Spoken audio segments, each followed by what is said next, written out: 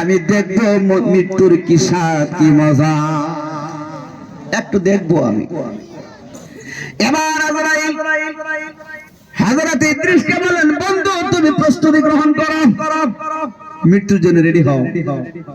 এবার আজরাইল ইদ্রিস আলাইহিস সালামের কাছে বললেন, আমি কি তোমারকে বদসুরত দিয়ে তোমার জান নিব না নেক্সট সুরত দিয়ে নেব? ইদ্রিস বলে, নেক্সট সুরত দরকার নাই, বদসুরত দরকার নাই, মাঝামাঝি দিয়ে নাও। কথা বুঝেন না? উনি ভাবলে বদসুরত বলে না জানি আবার কোন অবস্থা হয়, নেক্সট সুরত বলে তো ওর মজা বোঝা যাবে না, বলে মাঝামাঝি নাও। এবার কিতাবের মধ্যে আসছে হযরত আজরাইল হযরত ইদ্রিসের পায়ের মধ্যে ধরে যখন এমন করে একটু চিপে দিয়ে দিলেন, হযরত ইদ্রিস চিৎকার মারলেন, আল্লাহ বাঁচাও, আল্লাহ বাঁচাও। একজন নবী তিনি মৃত্যুর সময় চিৎকার করছেন, দেখেন কথাটা, মৃত্যুর যন্ত্রণা কত বড় যন্ত্রণা। এবার ইদ্রিস আলাইহিস সালাম যখন চিৎকার মারলেন, আজরাইল বলে, আমার জান, আমি যখন জান কবজ করি এমন করে কত মানুষই তো চিৎকার মারে, আমি জান কবজ করার সময় আমার কোনো দয়া থাকে না, আমি যেমন ব্যক্তি হোক না কেন জানটা কবজ করে ফেলি, আমার দয়া থাকে না তখন। কারণ দুনিয়াতে অনেক মানুষের আমি জীবন আমি জান কবজ করতে যাই, তার সন্তানেরা কান্দে, তার বিবি বাচ্চারা কান্দে, প্রতিবেশীরা সবাই কান্দে, আলিম ওলামারা কান্দে, কত মানুষ কান্দে। আমি সকলের কান্নায় যদি দয়া করতে যাই তাইলে কারো জান কবজ করা সম্ভব হবে না। কথা ঠিক কিনা বলেন? সুতরাং আমার জান কবজ করার সময় কান্না করে লাভ নাই, আমি ধরছি যখন নিবই, সকলেরই আজরাইল আসবে, নিয়ে যাবে। এবার হযরত আজরাইল ইদ্রিস আলাইহিস সালামের জানটা কবজ করলেন। কবজ করার পরে আমার আল্লাহ আবার বলে দিলেন, জিবরাইল, আজরাইল জানটা কবজ করে আবার সাথে সাথে ফেরত দিও না, একটু সময় হাতে রাখবা। দেখছেন এই কারবারটা, একটু সময় হাতে রাখবা, ইশারা তো আল্লাহ। একটু হাতে রাখলেন, রাখার পরে আমার আল্লাহ বলেন, তুমি আবার ইদ্রিসের কাছে আমার ইদ্রিসের আত্মাকে ফিরিয়ে দাও।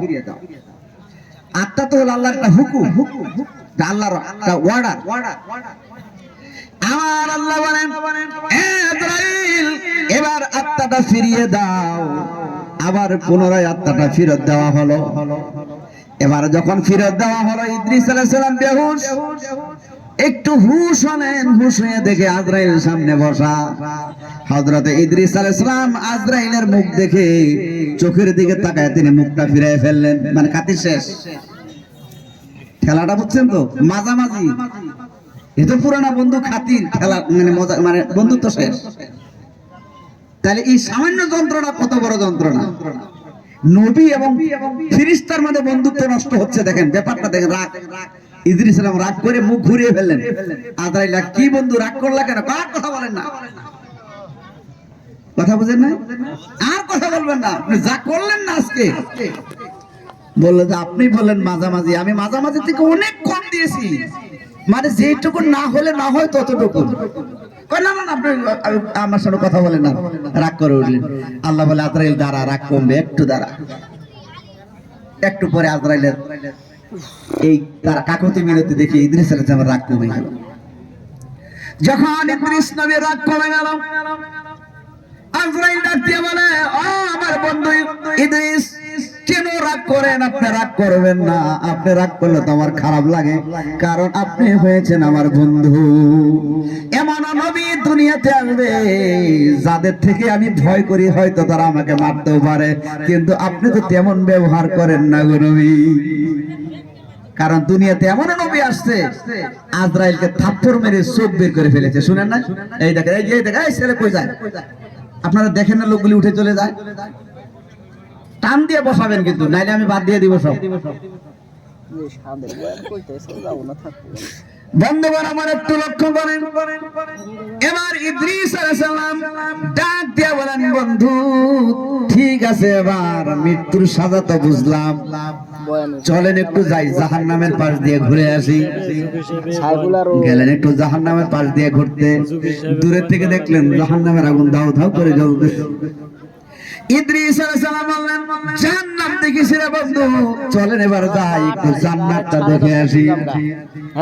এবার আল্লাহর ফেরেশতা আজরাইলের সঙ্গে ইদ্রিস আলাইহিস সালাম জান্নাত দেখতে গেলেন।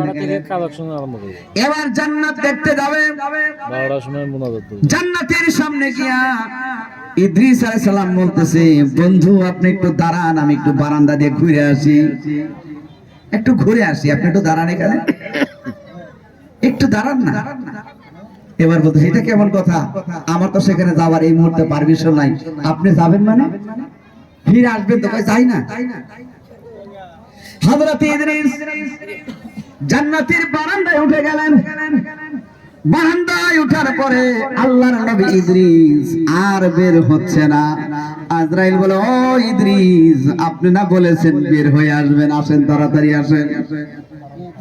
এবার ইদ্রিস আলাইহিস সালাম বলেন, আজরাইল আপনার কাজ কি? বলে আমার কাজ হলো জান কবজ করা। বলেন তাহলে আমার জান আপনি কবজ করেছেন কিনা? বলে করেছি। কয় একজনের জান কয়বার কবজ হয়? আজরাইল দেখায় দেয় না, এবার একজনের জান কয়বার আর কবজ করবেন আপনি?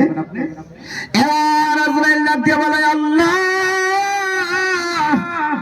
তোমার বন্ধু ইদ্রিস আর জান্নাত থেকে বের হতে চায় না, যারা জান্নাতের বারান্দা থেকে বের হতে চায় না। ও আল্লাহ বলো আমি এখন কি করতে পারি? আমার আল্লাহ বলে, আজরাইল আমার বন্ধু ইদ্রিস যখন জান্নাতে থাকতে চেয়েছে, যাও যাও তাকে আর বের করতে হবে না, তাকে চিরদিন সেখানে থাকতে দাও। যেরকম সুবহানাল্লাহ। এবার ইদ্রিস আলাইহিস সালাম জান্নাতের বারান্দা এখানে ঘুরে ঘুরে, কারণ মূল জান্নাতের দরজায় বড় তালা লাগানো, কারণ জান্নাতে সর্বপ্রথম যিনি প্রবেশ করবেন তিনি হলেন কে? জোরে বলেন না। আমাদের নবী মুহাম্মদুর সাল্লাল্লাহু, তিনি প্রথম প্রবেশ করবেন, তিনার আগে কেউ প্রবেশ করতে পারবে না। আমার নবীজি যখন মেরাজের মধ্যে গেলেন,